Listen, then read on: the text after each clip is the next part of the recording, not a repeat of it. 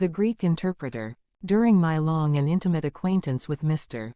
Sherlock Holmes, I had never heard him refer to his relations, and hardly ever to his own early life.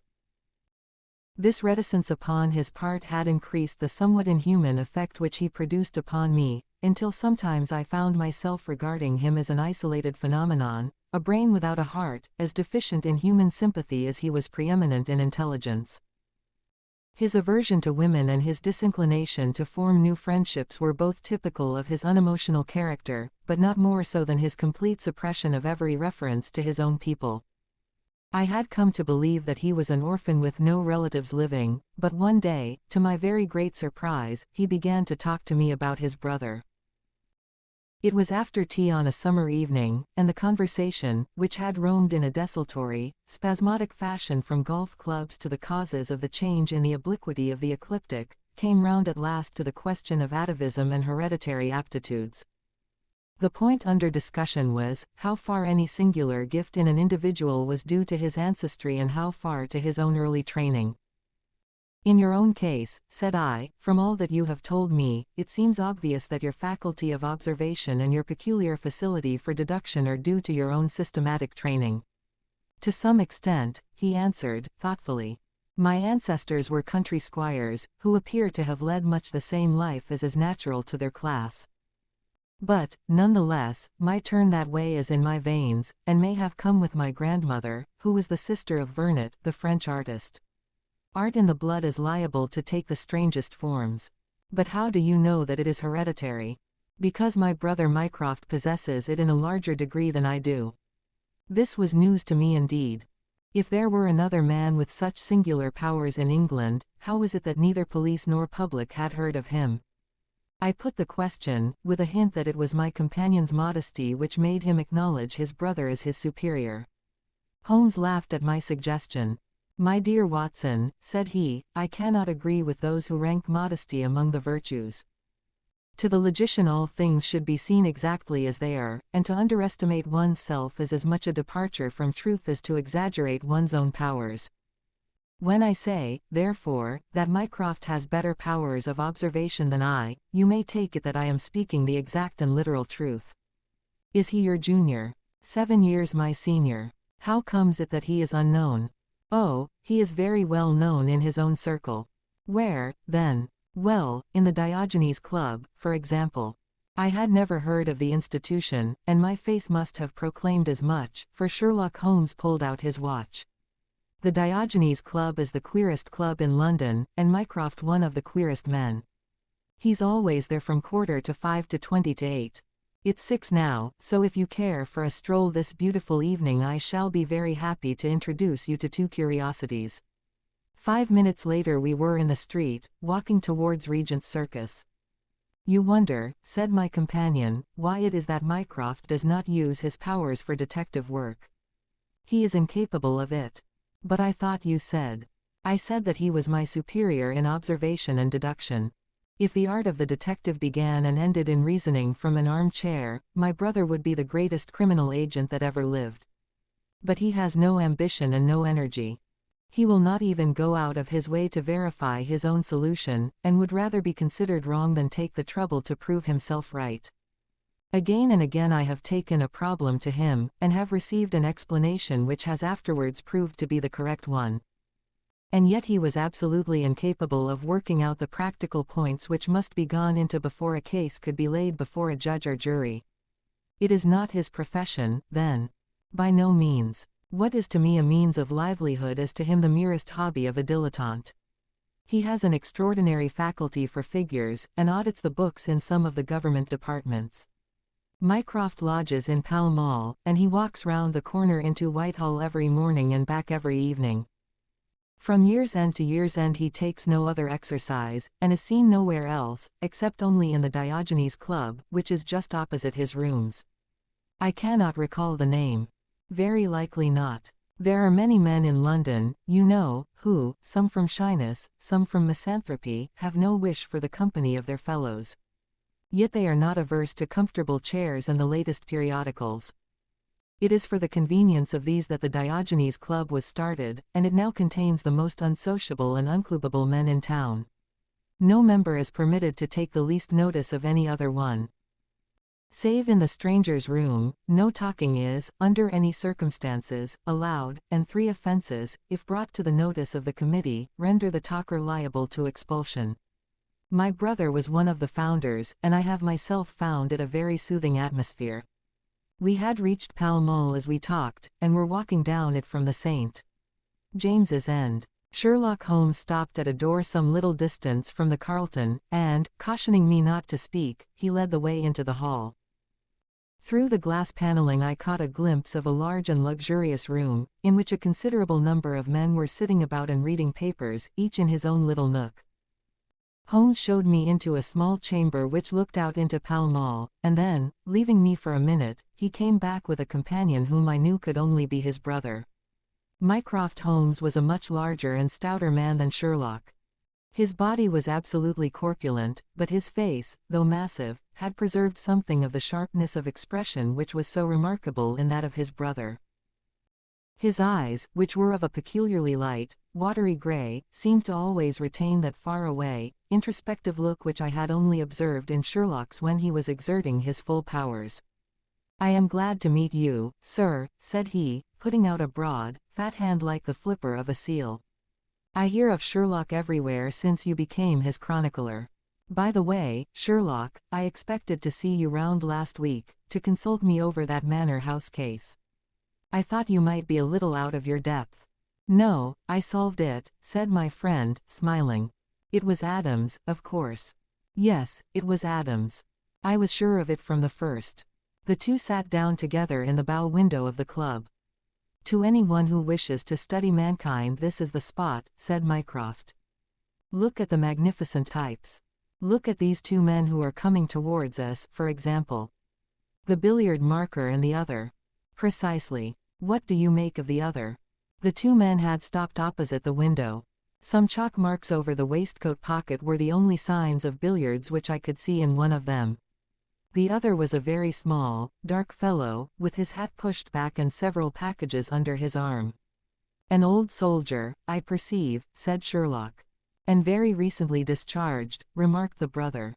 "Served in India, I see. And a non-commissioned officer. Royal Artillery, I fancy," said Sherlock. "And a widower. But with a child. Children, my dear boy, children." "Come," said I, laughing, "this is a little too much." "Surely," answered Holmes, "it is not hard to say that a man with that bearing, expression of authority, and sun-baked skin, is a soldier, is more than a private, and is not long from India. That he has not left the service long is shown by his still wearing his ammunition boots, as they are called," observed Mycroft. "He had not the cavalry stride, yet he wore his hat on one side, as is shown by the lighter skin of that side of his brow. His weight is against his being a sapper. He is in the artillery. Then, of course, his complete mourning shows that he has lost some one very dear. The fact that he is doing his own shopping looks as though it were his wife. He has been buying things for children, you perceive. There is a rattle, which shows that one of them is very young. The wife probably died in childbed.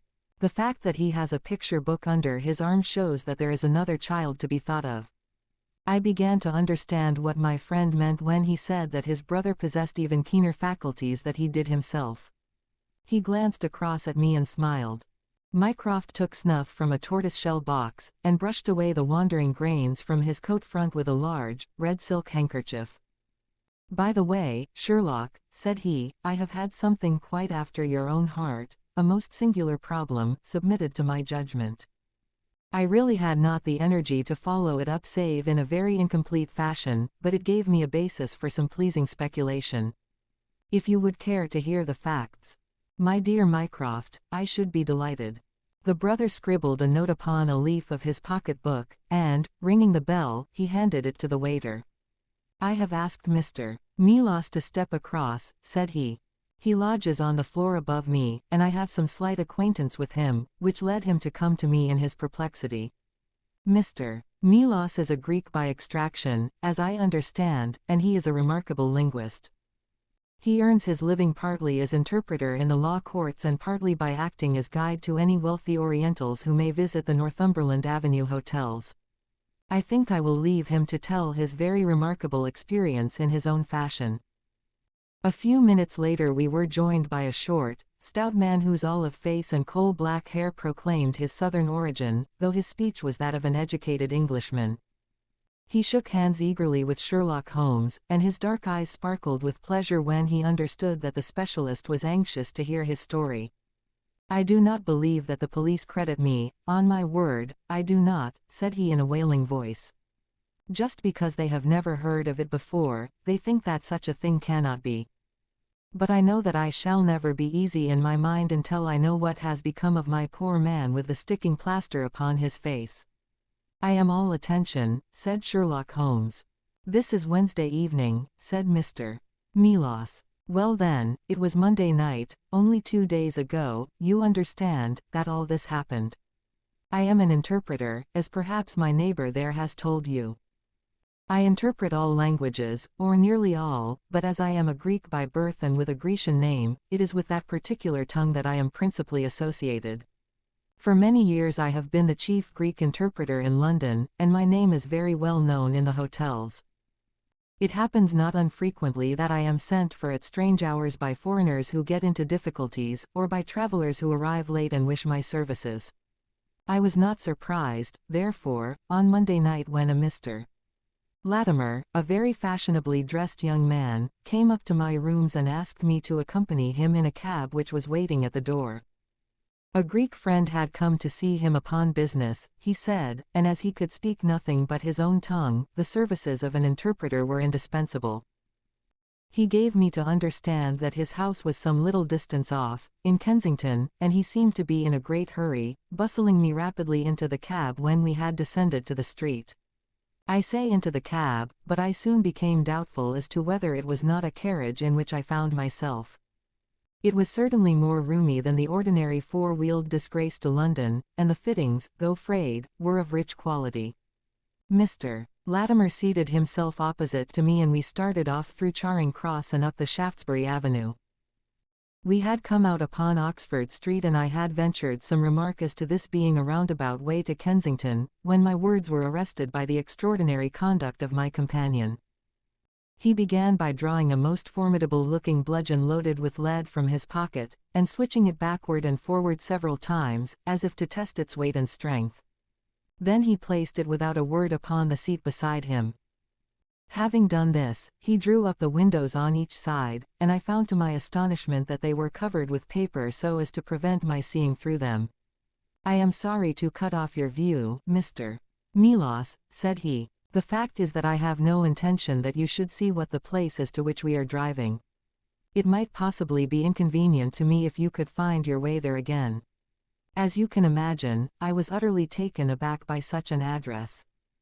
My companion was a powerful, broad-shouldered young fellow, and, apart from the weapon, I should not have had the slightest chance in a struggle with him. "This is very extraordinary conduct, Mr. Latimer," I stammered. "You must be aware that what you are doing is quite illegal." "It is somewhat of a liberty, no doubt," said he, "but we'll make it up to you. I must warn you, however, Mr. Melas, that if at any time tonight you attempt to raise an alarm or do anything which is against my interests, you will find it a very serious thing. I beg you to remember that no one knows where you are, and that, whether you are in this carriage or in my house, you are equally in my power." His words were quiet, but he had a rasping way of saying them which was very menacing. I sat in silence wondering what on earth could be his reason for kidnapping me in this extraordinary fashion. Whatever it might be, it was perfectly clear that there was no possible use in my resisting, and that I could only wait to see what might befall. For nearly 2 hours we drove without my having the least clue as to where we were going. Sometimes the rattle of the stones told of a paved causeway, and at others our smooth, silent course suggested asphalt, but, save by this variation in sound, there was nothing at all which could in the remotest way help me to form a guess as to where we were. The paper over each window was impenetrable to light, and a blue curtain was drawn across the glass work in front.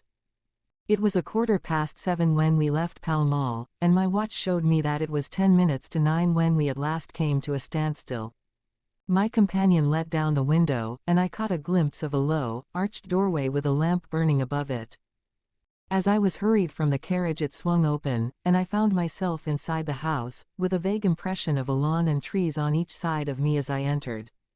Whether these were private grounds, however, or bona fide country was more than I could possibly venture to say. There was a colored gas lamp inside which was turned so low that I could see little save that the hall was of some size and hung with pictures.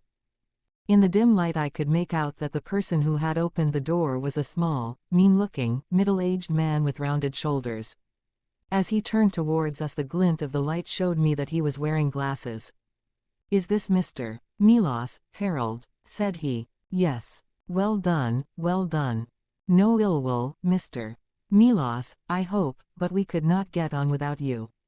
If you deal fair with us you'll not regret it, but if you try any tricks, God help you." He spoke in a nervous, jerky fashion, and with little giggling laughs in between, but somehow he impressed me with fear more than the other. "What do you want with me?" I asked. "Only to ask a few questions of a Greek gentleman who is visiting us, and to let us have the answers. But say no more than you are told to say, or," here came the nervous giggle again, "you had better never have been born." As he spoke he opened a door and showed the way into a room which appeared to be very richly furnished, but again the only light was afforded by a single lamp half turned down. The chamber was certainly large, and the way in which my feet sank into the carpet as I stepped across it told me of its richness. I caught glimpses of velvet chairs, a high white marble mantelpiece, and what seemed to be a suit of Japanese armor at one side of it. There was a chair just under the lamp, and the elderly man motioned that I should sit in it. The younger had left us, but he suddenly returned through another door, leading with him a gentleman clad in some sort of loose dressing gown who moved slowly towards us. As he came into the circle of dim light which enabled me to see him more clearly I was thrilled with horror at his appearance. He was deadly pale and terribly emaciated, with the protruding, brilliant eyes of a man whose spirit was greater than his strength. But what shocked me more than any signs of physical weakness was that his face was grotesquely criss-crossed with sticking plaster, and that one large pad of it was fastened over his mouth. "Have you the slate, Harold?" cried the older man, as this strange being fell rather than sat down into a chair. "Are his hands loose? Now, then, give him the pencil. You are to ask the questions, Mr. Milos, and he will write the answers. Ask him first of all whether he is prepared to sign the papers." The man's eyes flashed fire. "Never," he wrote in Greek upon the slate. "On no condition?" I asked, at the bidding of our tyrant. "Only if I see her married in my presence by a Greek priest whom I know." The man giggled in his venomous way. "You know what awaits you, then. I care nothing for myself." These are samples of the questions and answers which made up our strange half-spoken, half-written conversation. Again and again I had to ask him whether he would give in and sign the documents. Again and again I had the same indignant reply. But soon a happy thought came to me. I took to adding on little sentences of my own to each question, innocent ones at first, to test whether either of our companions knew anything of the matter, and then, as I found that they showed no signs I played a more dangerous game. Our conversation ran something like this. "You can do no good by this obstinacy.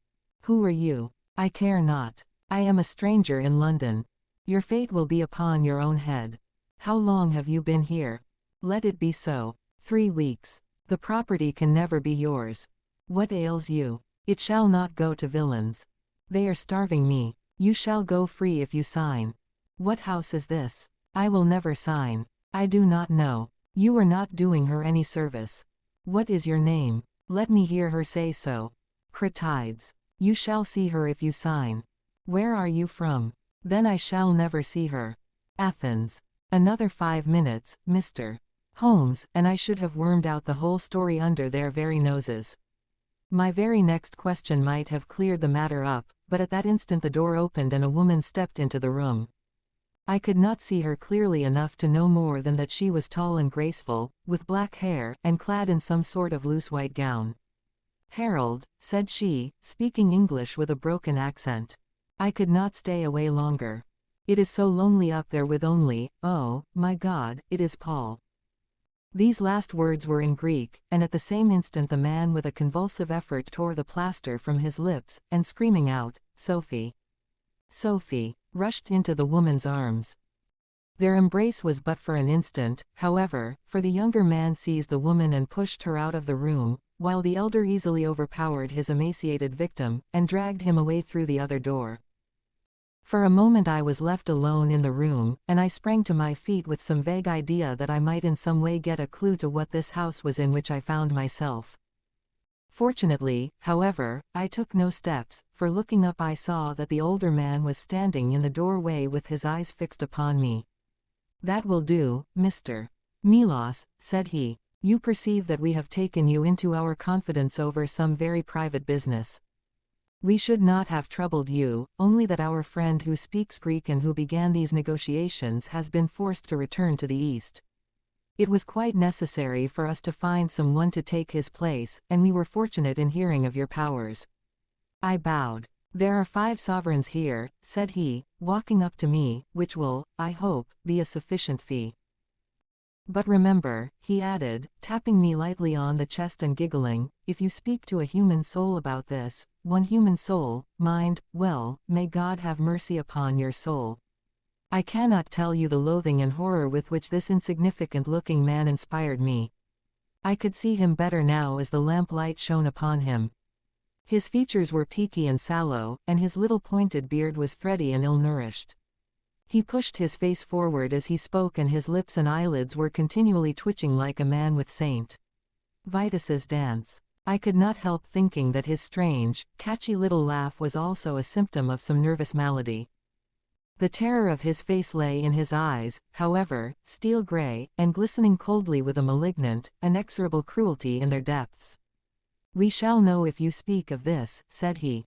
"We have our own means of information. Now you will find the carriage waiting, and my friend will see you on your way."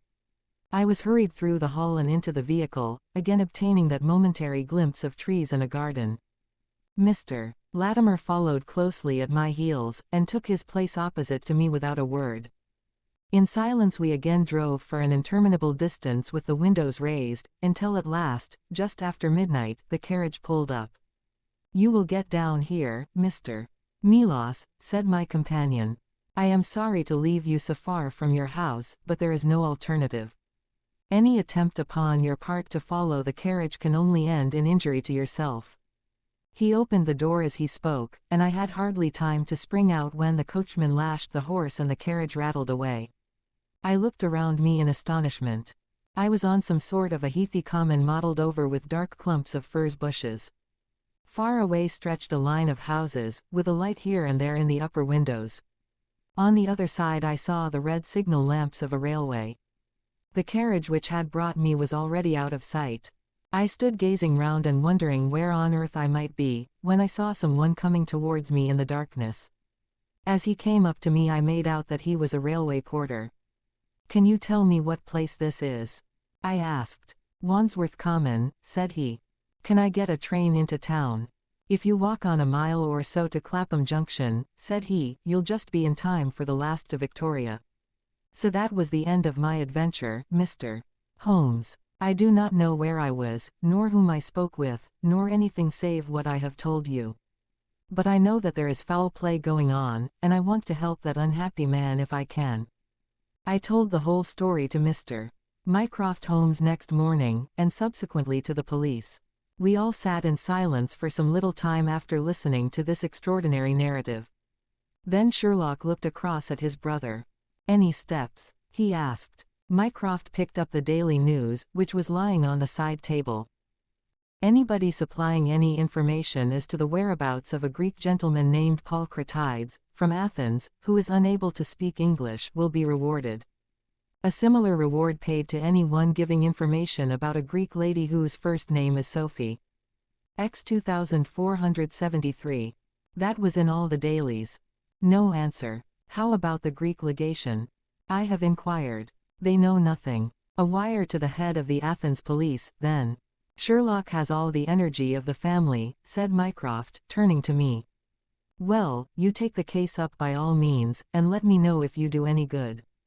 Certainly, answered my friend, rising from his chair. I'll let you know, and Mr. Milos also. In the meantime, Mr. Milos, I should certainly be on my guard, if I were you, for of course they must know through these advertisements that you have betrayed them. As we walked home together, Holmes stopped at a telegraph office and sent off several wires.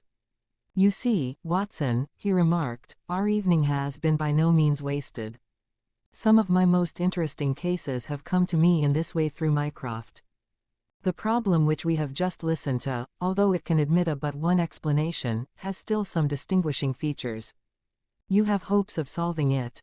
Well, knowing as much as we do, it will be singular indeed if we fail to discover the rest. You must yourself have formed some theory which will explain the facts to which we have listened. In a vague way, yes. What was your idea, then? It seemed to me to be obvious that this Greek girl had been carried off by the young Englishman named Harold Latimer. Carried off from where? Athens, perhaps. Sherlock Holmes shook his head. This young man could not talk a word of Greek. The lady could talk English fairly well. Inference, that she had been in England some little time, but he had not been in Greece. Well, then, we will presume that she had come on a visit to England, and that this Harold had persuaded her to fly with him. That is more probable. Then the brother, for that, I fancy, must be the relationship, comes over from Greece to interfere. He imprudently puts himself into the power of the young man and his older associate. They seize him and use violence towards him in order to make him sign some papers to make over the girl's fortune, of which he may be trustee, to them. This he refuses to do. In order to negotiate with him they have to get an interpreter, and they pitch upon this Mr. Milos, having used some other one before. The girl is not told of the arrival of her brother, and finds it out by the merest accident. Excellent, Watson, cried Holmes. I really fancy that you are not far from the truth. You see that we hold all the cards, and we have only to fear some sudden act of violence on their part. If they give us time we must have them. But how can we find where this house lies? Well, if our conjecture is correct and the girl's name is or was Sophie Cratides, we should have no difficulty in tracing her. That must be our main hope, for the brother is, of course, a complete stranger. It is clear that some time has elapsed since this Harold established these relations with the girl, some weeks, at any rate, since the brother in Greece has had time to hear of it and come across. If they have been living in the same place during this time, it is probable that we shall have some answer to Mycroft's advertisement. We had reached our house in Baker Street while we had been talking. Holmes ascended the stair first, and as he opened the door of our room he gave a start of surprise. Looking over his shoulder, I was equally astonished. His brother Mycroft was sitting smoking in the armchair. "Come in, Sherlock. Come in, sir," said he blandly, smiling at our surprised faces. "You don't expect such energy from me, do you, Sherlock? But somehow this case attracts me. How did you get here?" "I passed you in a hansom. There has been some new development. I had an answer to my advertisement." "Ah, yes, it came within a few minutes of your leaving. And to what effect?" Mycroft Holmes took out a sheet of paper. "Here it is," said he, "written with a J pen on royal cream paper by a middle-aged man with a weak constitution. Sir, he says, in answer to your advertisement of today's date, I beg to inform you that I know the young lady in question very well. If you should care to call upon me I could give you some particulars as to her painful history. She is living at present at the Myrtles, Beckenham. Yours faithfully, J. Davenport. He writes from Lower Brixton," said Mycroft Holmes. "Do you not think that we might drive to him now, Sherlock, and learn these particulars? My dear Mycroft, the brother's life is more valuable than the sister's story. I think we should call at Scotland Yard for Inspector Gregson, and go straight out to Beckenham. We know that a man is being done to death, and every hour may be vital. Better pick up Mr. Milos on our way," I suggested. "We may need an interpreter." "Excellent," said Sherlock Holmes. "Send the boy for a four-wheeler, and we shall be off at once." He opened the table drawer as he spoke, and I noticed that he slipped his revolver into his pocket. "Yes," said he, in answer to my glance, "I should say from what we have heard, that we are dealing with a particularly dangerous gang." It was almost dark before we found ourselves in Pall Mall, at the rooms of Mr. Milos. A gentleman had just called for him, and he was gone. Can you tell me where? Asked Mycroft Holmes. I don't know, sir, answered the woman who had opened the door. I only know that he drove away with the gentleman in a carriage. Did the gentleman give a name? No, sir. He wasn't a tall, handsome, dark young man. Oh, no, sir. He was a little gentleman, with glasses, thin in the face, but very pleasant in his ways, for he was laughing all the time that he was talking. Come along, cried Sherlock Holmes, abruptly. This grows serious, he observed, as we drove to Scotland Yard. These men have got hold of Melas again. He is a man of no physical courage, as they are well aware from their experience the other night. This villain was able to terrorize him the instant that he got into his presence. No doubt they want his professional services, but, having used him, they may be inclined to punish him for what they will regard as his treachery. Our hope was that, by taking train, we might get to Beckenham as sooner than the carriage. On reaching Scotland Yard, however, it was more than an hour before we could get Inspector Gregson and comply with the legal formalities which would enable us to enter the house. It was 9:45 before we reached London Bridge, and 9:30 before the four of us alighted on the Beckenham platform. A drive of half a mile brought us to the Myrtles, a large, dark house standing back from the road in its own grounds. Here we dismissed our cab, and made our way up the drive together. The windows are all dark, remarked the inspector. The house seems deserted. Our birds are flown and the nest empty, said Holmes. Why do you say so? A carriage heavily loaded with luggage has passed out during the last hour. The inspector laughed. I saw the wheel tracks in the light of the gate lamp, but where does the luggage come in? You may have observed the same wheel tracks going the other way. But the outward bound ones were very much deeper, so much so that we can say for a certainty that there was a very considerable weight on the carriage. You get a trifle beyond me there, said the inspector, shrugging his shoulder. It will not be an easy door to force, but we will try if we cannot make someone hear us. He hammered loudly at the knocker and pulled at the bell, but without any success. Holmes had slipped away, but he came back in a few minutes. I have a window open, said he. It is a mercy that you are on the side of the force, and not against it, Mr. Holmes, remarked the inspector, as he noted the clever way in which my friend had forced back the catch. Well, I think that under the circumstances we may enter without an invitation. One after the other we made our way into a large apartment, which was evidently that in which Mr.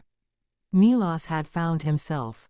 The inspector had lit his lantern, and by its light we could see the two doors, the curtain, the lamp, and the suit of Japanese mail as he had described them. On the table lay 2 glasses, an empty brandy bottle, and the remains of a meal. What is that? Asked Holmes, suddenly. We all stood still and listened. A low moaning sound was coming from somewhere over our heads. Holmes rushed to the door and out into the hall. The dismal noise came from upstairs. He dashed up, the inspector and I at his heels, while his brother Mycroft followed as quickly as his great bulk would permit. 3 doors faced up upon the second floor, and it was from the central of these that the sinister sounds were issuing, sinking sometimes into a dull mumble and rising again into a shrill whine. It was locked, but the key had been left on the outside. Holmes flung open the door and rushed in, but he was out again in an instant, with his hand to his throat. It's charcoal, he cried. Give it time. It will clear. Peering in, we could see that the only light in the room came from a dull blue flame which flickered from a small brass tripod in the center. It threw a livid, unnatural circle upon the floor, while in the shadows beyond we saw the vague loom of 2 figures which crouched against the wall. From the open door there reeked a horrible poisonous exhalation which set us gasping and coughing. Holmes rushed to the top of the stairs to draw in the fresh air, and then, dashing into the room, he threw up the window and hurled the brazen tripod out into the garden. We can enter in a minute, he gasped, darting out again. Where is a candle? I doubt if we could strike a match in that atmosphere. Hold the light at the door and we shall get them out, Mycroft. Now. With a rush we got to the poisoned men and dragged them out into the well-lit hall. Both of them were blue-lipped and insensible, with swollen, congested faces and protruding eyes. Indeed, so distorted were their features that, save for his black beard and stout figure, we might have failed to recognize in one of them the Greek interpreter who had parted from us only a few hours before at the Diogenes Club. His hands and feet were securely strapped together, and he bore over one eye the marks of a violent blow. The other, who was secured in a similar fashion, was a tall man in the last stage of emaciation, with several strips of sticking plaster arranged in a grotesque pattern over his face. He had ceased to moan as we laid him down, and a glance showed me that for him at least our aid had come too late. Mr. Milos, however, still lived, and in less than an hour, with the aid of ammonia and brandy, I had the satisfaction of seeing him open his eyes, and of knowing that my hand had drawn him back from that dark valley in which all paths meet. It was a simple story which he had to tell, and one which did but confirm our own deductions. His visitor, on entering his rooms, had drawn a life-preserver from his sleeve, and had so impressed him with the fear of instant and inevitable death that he had kidnapped him for the second time. Indeed, it was almost mesmeric, the effect which this giggling ruffian had produced upon the unfortunate linguist, for he could not speak of him save with trembling hands and a blanched cheek. He had been taken swiftly to Beckenham, and had acted as interpreter in a second interview, even more dramatic than the first, in which the two Englishmen had menaced their prisoner with instant death if he did not comply with their demands. Finally, finding him proof against every threat, they had hurled him back into his prison, and after reproaching Milos with his treachery, which appeared from the newspaper advertisement, they had stunned him with a blow from a stick, and he remembered nothing more until he found us bending over him. And this was the singular case of the Grecian interpreter, the explanation of which is still involved in some mystery. We were able to find out, by communicating with the gentleman who had answered the advertisement, that the unfortunate young lady came of a wealthy Grecian family, and that she had been on a visit to some friends in England. While there she had met a young man named Harold Latimer, who had acquired an ascendancy over her and had eventually persuaded her to fly with him. Her friends, shocked at the event, had contented themselves with informing her brother at Athens, and had then washed their hands of the matter. The brother, on his arrival in England, had imprudently placed himself in the power of Latimer and of his associate, whose name was Wilson Kemp, a man of the foulest antecedents. These two, finding that through his ignorance of the language he was helpless in their hands, had kept him a prisoner, and had endeavored by cruelty and starvation to make him sign away his own and his sister's property. They had kept him in the house without the girl's knowledge, and the plaster over the face had been for the purpose of making recognition difficult in case she should ever catch a glimpse of him. Her feminine perception, however, had instantly seen through the disguise when, on the occasion of the interpreter's visit, she had seen him for the first time.